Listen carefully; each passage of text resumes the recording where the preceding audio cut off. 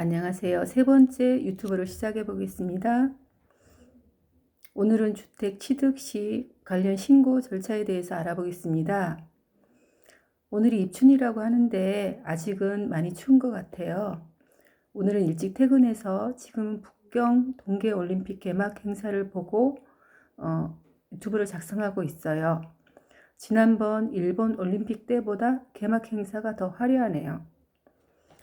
오늘은 가벼운 주제입니다.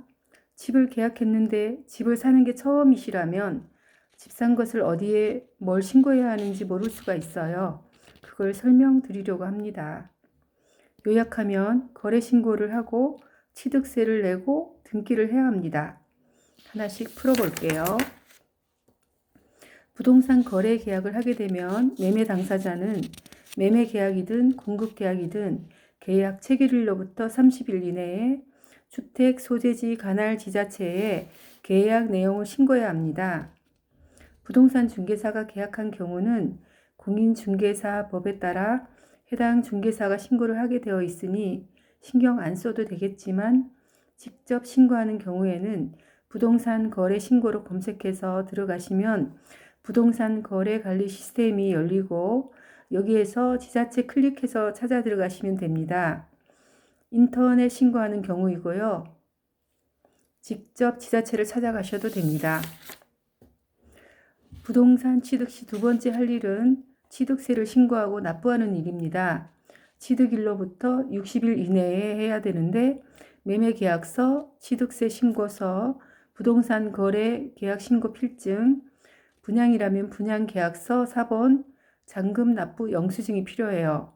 이것도 부동산 중개사가 거래했다면 거래 법무사가 있을 거예요. 법무사 비용이 추가되긴 하지만 다음에 설명드릴 등기 업무하면서 동시에 진행할 수도 있어요. 다음에 할 일은 등기 신청이에요. 주택 소재지 관할 등기소에 가서 잔금일로부터 60일 이내에 등기해야 하는데 등기 신청서, 부동산 매매 계약서 등 등기 원인 증서, 취득세 납부 영수증, 국민주택채권 매입 등의 서류가 필요해요. 법무사에게 맡기면 취득세 납부와 등기를 맡아서 해주니까 돈은 좀 들지만 편리하겠지요.